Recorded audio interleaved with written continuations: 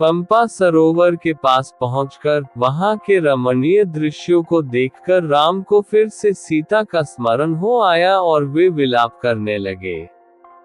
उन्होंने लक्ष्मण से कहा, हे सौमित्र, इस पंपा सरोवर का जल वैदुर्यमणि के समान स्वच्छ और श्याम है। इसमें खिले हुए कमल पुष्प और क्रीड़ा करते हुए जल पक्षी कितने सुशोभित हो रहे हैं। चैत्र माह ने वृक्षों को पल्लवित कर फूलों और फलों से समृद्ध कर दिया है। चारों ओर मनोहर सुगंध बिखर रही है। यदि आज सीता भी अपने साथ होती तो इस दृश्य को देखकर उसका हृदय कितना प्रफुल्लित होता। ऐसा प्रतीत होता है कि वसंत रूपी अग्नि मुझे जलाकर भस्म कर देगी। हाँ सीते, तुम न जाने किस दशा में रो रो कर अपना समय बिता रही होगी। मैं कितना अभागा हूँ कि तुम्हें अपने साथ वन में ले आया, परंतु तुम्हारी रक्षा न कर सका। राम की इस दशा को देखकर लक्ष्मण बोले, हे पुरुषोत्तम राम, आप शोक न करें। हे तात रघुनंदन, रावण चाहे पाताल में या उससे भी अधिक दूर चला जाए, अब किसी भी तरह से जीवित नहीं रह सकता। आप पहले उस पापी राक्षस का पता लगाइए, फिर वह सीता को वापस करेगा या अपने प्राणों से हाथ धो बैठेगा। आप अत्यंत धैर्यवान पुरुष हैं, आपको ऐसी विपत्ति में सदैव धैर्य रखना चाहिए। हम लोग अपने धैर्य, उत्साह और पुरुषार्थ के बल पर ही रावण को परास्त करके सीता को मुक्त करा सकेंगे। लक्ष्मण के समझाने पर राम ने शोक और मोह का परित्याग कर धैर्य धारण किया। वे पंपा सरोवर को लांघ कर आगे बढ़े। चलते चलते जब वे ऋषिमुख पर्वत के निकट पहुंचे तो वानरराज सुग्रीव ने इन दोनों तेजस्वी युवकों को देखा। उन्हें देखकर सुग्रीव को शंका हुई और उन्होंने अपने मंत्रियों से कहा, निश्चित ही वाली ने इन दोनों धनुर्धारी वीरों को छद्मवेश में भेजा है। भयभीत होकर सुग्रीव अपने मंत्रियों के साथ ऋषिमुख पर्वत के शिखर चले गए। सुग्रीव को चिंतित देखकर वाक्पटु हनुमान बोले, हे वानराधिपते, वाली तो शापवश यहाँ आ ही नहीं सकता, आप सहसा ऐसे चिंतित क्यों हो रहे हैं? सुग्रीव बोले, मुझे प्रतीत होता है कि ये दोनों पुरुष वाली के भेजे हुए गुप्तचर हैं और तपस्वियों का भेष धारण कर हमारी खोज में आए हैं। हमें इनकी ओर से निश्चिंत नहीं होना चाहिए। हनुमान, तुम वेश बदल कर इनके पास जाओ और इनका संपूर्ण भेद ज्ञात करो।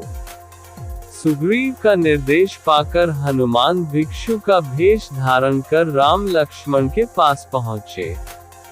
उन्हें प्रणाम करके वे अत्यंत विनीत एवं मृदु वाणी में बोले, हे वीरों, आप दोनों सत्यपराक्रमी एवं देवताओं के समान प्रभावशाली जान पड़ते हैं। आप लोग इस वन्य प्रदेश में किस लिए आए हैं? आपके अंगों की कांति सुवर्ण के समान प्रकाशित हो रही है। आपकी विशाल भुजाओं और वीर वेश को देखकर ऐसा प्रतीत होता है कि आप इंद्र को भी परास्त करने की क्षमता रखते हैं, परंतु फिर भी आपका मुखमंडल कुम्हलाया हुआ है और आप ठंडी सांसें भर रहे हैं। इसका क्या कारण है? कृपया आप अपना परिचय दीजिए। यहाँ पर्वत पर वानर श्रेष्ठ सुग्रीव रहते हैं। उनके भाई वाली ने उन्हें घर से निकाल दिया है। वानर शिरोमणि सुग्रीव आप दोनों से मित्रता करना चाहते हैं। उन्हीं की आज्ञा से मैं आपका परिचय प्राप्त करने के लिए यहाँ आया हूँ। मैं वायुदेवता का पुत्र हूँ और मेरा नाम हनुमान है। मैं भी वानर जाति का हूँ। हनुमान की बातों को सुनकर राम ने लक्ष्मण से कहा, हे सौमित्र, इनकी बातों से मुझे पूर्ण विश्वास हो गया है कि ये महामनस्वी वानरराज सुग्रीव के सचिव हैं और उन्हीं के हित के लिए यहाँ आए हैं। तुम निर्भय होकर इन्हें सब कुछ बता दो। राम की आज्ञा पाकर लक्ष्मण हनुमान से बोले, हे वानर श्रेष्ठ, सुग्रीव के गुणों से हम परिचित हो चुके हैं। हम उन्हें ही खोजते हुए यहाँ तक आए हैं। आप सुग्रीव के कथनानुसार जब मैत्री की बात चला रहे हैं, वह हमें स्वीकार है। हम अयोध्यापति महाराज दशरथ के पुत्र हैं। ये श्री रामचंद्र जी उनके ज्येष्ठ पुत्र और मैं इनका छोटा भाई लक्ष्मण हूँ। 14 वर्ष का वनवास पाकर ये वन में रहने के लिए अपनी धर्मपत्नी सीता और मेरे साथ आए थे। रावण ने सीता जी का हरण कर लिया है।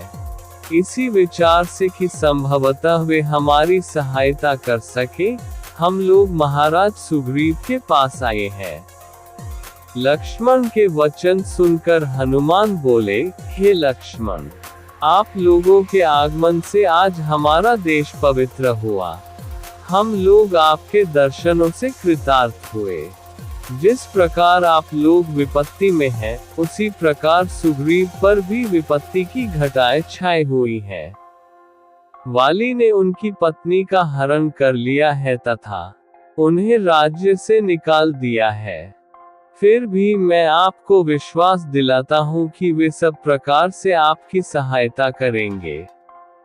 इतना कहकर हनुमान रामचंद्र और लक्ष्मण को सुग्रीव के पास ले गए। कमल, उत्पल तथा मत्स्यों से परिपूर्ण पंपा सरोवर के पास पहुंचने पर वहां के रमणीय दृश्यों को देखकर राम को फिर सीता का स्मरण हो आया और वे पुनः विलाप करने लगे। उन्होंने लक्ष्मण से कहा, हे सौमित्र, इस पंपा सरोवर का जल वैदुर्यमणि के समान स्वच्छ है, श्याम है। इसमें खिले हुए कमल पुष्प और क्रीड़ा करते हुए जल पक्षी कैसे सुशोभित हो रहे हैं। चैत्र माह ने वृक्षों को पल्लवित कर फूलों और फलों से समृद्ध कर दिया है। चारों ओर मनोहर सुगंध बिखर रही है। यदि आज सीता भी अपने साथ होती तो इस दृश्य को देखकर उसका हृदय कितना प्रफुल्लित होता। ऐसा प्रतीत होता है कि वसंत रूपी अग्नि मुझे जलाकर भस्म कर देगी। हाँ सीते, तुम न जाने किस दशा में रो रो कर अपना समय बिता रही होगी। मैं कितना अभागा हूँ कि तुम्हें अपने साथ वन में ले आया, परंतु तुम्हारी रक्षा न कर सका। हाँ, पर्वत शिखरों पर नृत्य करते हुए मोरों के साथ कामातुर हुई मोरनियां कैसा नृत्य कर रही हैं। हे लक्ष्मण, जिस स्थान पर सीता होगी, यदि वहां भी इसी प्रकार वसंत खिला होगा तो वह उसके विरह विदग्ध हृदय को कितनी पीड़ा पहुंचा रहा होगा। वह अवश्य ही मेरे वियोग में रो रो कर अपने प्राण दे रही होगी। मैं जानता हूँ, वो मेरे बिना पानी से बाहर निकली हुई मछली की भांति तड़प रही होगी। उसकी वही दशा हो रही होगी जो आज मेरी हो रही है, अपितु मुझसे अधिक ही होगी, क्योंकि स्त्रियां पुरुषों से अधिक भावुक और कोमल होती है।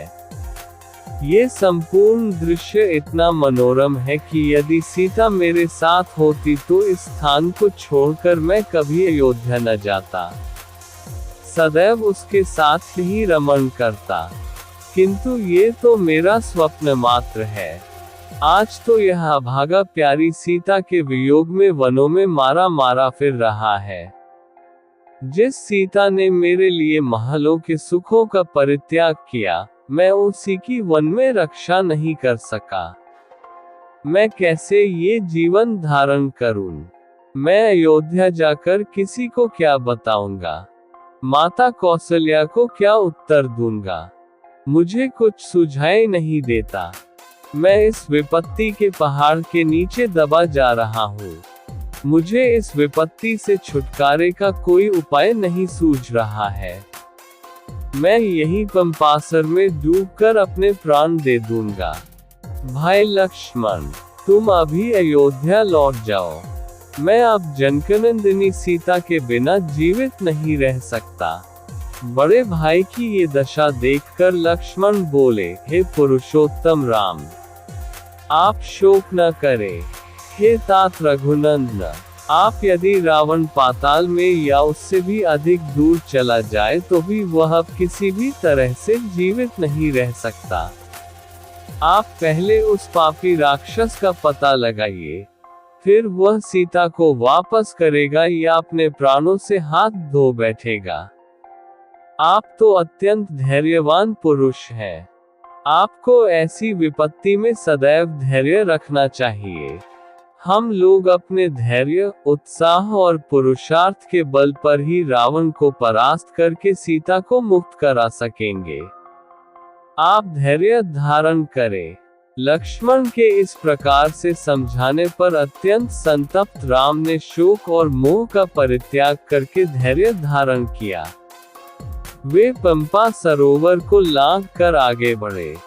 चलते चलते जब वे ऋषिमुख पर्वत के निकट पहुंचे तो अपने साथियों के साथ उस पर्वत पर विचरण करने वाले बलवान वानरराज सुग्रीव ने इन दोनों तेजस्वी युवकों को देखा। इन्हें देखकर सुग्रीव के मन में शंका हुई और उन्होंने अपने मंत्रियों से कहा, निश्चय ही वाली ने इन दोनों धनुर्धारी वीरों को छद्मवेश में भेजा है। भयभीत होकर सुग्रीव अपने मंत्रियों के साथ ऋषिमुख पर्वत के शिखर चले गए। सुग्रीव को इस प्रकार चिंतित देखकर वाक्पटु हनुमान बोले, हे वानराधिपते, वाली तो शापवश यहाँ आ ही नहीं सकता, आप सहसा ऐसे चिंतित क्यों हो रहे हैं? हनुमान के प्रश्न को सुनकर सुग्रीव बोले, मुझे ऐसा प्रतीत होता है कि ये दोनों पुरुष वाली के भेजे ये गुप्तचर हैं और तपस्वियों का भेष धारण करके हमारी खोज में आए हैं। हमें इनकी ओर से निश्चिंत नहीं होना चाहिए। हनुमान, तुम वेश बदल कर इनके पास जाओ और इनका संपूर्ण भेद ज्ञात करो। यदि मेरा संदेह ठीक हो तो शीघ्र इस विषय में कुछ करना। सुग्रीव का निर्देश पाकर हनुमान भिक्षु का भेष धारण कर राम लक्ष्मण के पास पहुँचे। उन दोनों को प्रणाम करके वे अत्यंत विनीत एवं मृदु वाणी में बोले, हे वीरों, आप दोनों सत्यपराक्रमी एवं देवताओं के समान प्रभावशाली जान पड़ते हैं। आप लोग इस वन्य प्रदेश में किस लिए आए हैं? आपके अंगों की कांति सुवर्ण के समान प्रकाशित हो रही है। आपकी विशाल भुजाओं और वीर वेश को देखकर ऐसा प्रतीत होता है कि आप इंद्र को भी परास्त करने की क्षमता रखते हैं, परंतु फिर भी आपका मुखमंडल कुम्हलाया हुआ है और आप ठंडी सांसें भर रहे हैं। इसका क्या कारण है? कृपया आप अपना परिचय दीजिए। आप इस प्रकार मौन क्यों हैं? यहाँ पर्वत पर वानर श्रेष्ठ सुग्रीव रहते हैं। उनके भाई वाली ने उन्हें घर से निकाल दिया है। वानर शिरोमणि सुग्रीव आप दोनों से मित्रता करना चाहते हैं। उन्हीं की आज्ञा से मैं आपका परिचय प्राप्त करने के लिए यहाँ आया हूँ। मैं वायुदेवता का पुत्र हूँ और मेरा नाम हनुमान है। मैं भी वानर जाति का हूँ। अब आप कृपया अपना परिचय दीजिए। मैं सुग्रीव का मंत्री हूँ और इच्छानुकूल वेश बदलने की क्षमता रखता हूँ। मैंने आपको सब कुछ बता दिया है। आशा है आप भी अपना परिचय देकर मुझे कृतार्थ करेंगे और वन में पधारने का कारण बताएंगे।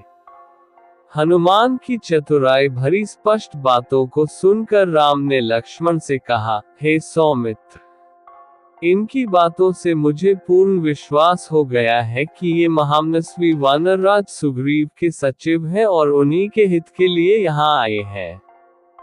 इसलिए तुम निर्भय होकर इन्हें सब कुछ बता दो। राम की आज्ञा पाकर लक्ष्मण हनुमान से बोले, हे वानर श्रेष्ठ, सुग्रीव के गुणों से हम परिचित हो चुके हैं। हम उन्हें ही खोजते हुए यहाँ तक आए हैं। आप सुग्रीव के कथनानुसार जब मैत्री की बात चला रहे हैं वह हमें स्वीकार है। हम अयोध्यापति महाराज दशरथ के पुत्र हैं। ये श्री रामचंद्र जी उनके ज्येष्ठ पुत्र और मैं इनका छोटा भाई लक्ष्मण हूँ। 14 वर्ष का वनवास पाकर ये वन में रहने के लिए अपनी धर्मपत्नी सीता और मेरे साथ आए थे। रावण ने सीता जी का हरण कर लिया है। इसी विचार से कि संभवतः वे हमारी सहायता कर सके, हम लोग महाराज सुग्रीव के पास आए हैं। हे वानर राज, जिस चक्रवर्ती सम्राट दशरथ के चरणों में संपूर्ण भूमंडल के राजा महाराजा सिर झुकाते थे और उनके शरणागत होते थे, उन्हीं महाराज के ज्येष्ठ पुत्र आज समय के फेर से सुग्रीव की शरण में आए हैं, ताकि महाराज सुग्रीव अपने दलबल सहित इनकी सहायता करे। इतना कहते हुए लक्ष्मण का कंठ अवरुद्ध हो गया। लक्ष्मण के वचन सुनकर हनुमान बोले, हे लक्ष्मण, आप लोगों के आगमन से आज हमारा देश पवित्र हुआ। हम लोग आपके दर्शनों से कृतार्थ हुए। जिस प्रकार आप लोग विपत्ति में हैं, उसी प्रकार सुग्रीव पर भी विपत्ति की घटाएं छाई हुई हैं। वाली ने उनकी पत्नी का हरण कर लिया है तथा उन्हें राज्य से निकाल दिया है। इसलिए वे इस पर्वत पर निर्जन स्थान में निवास करते हैं। फिर भी मैं आपको विश्वास दिलाता हूँ कि वे सब प्रकार से आपकी सहायता करेंगे। इतना कहकर हनुमान बड़े आदर से रामचंद्र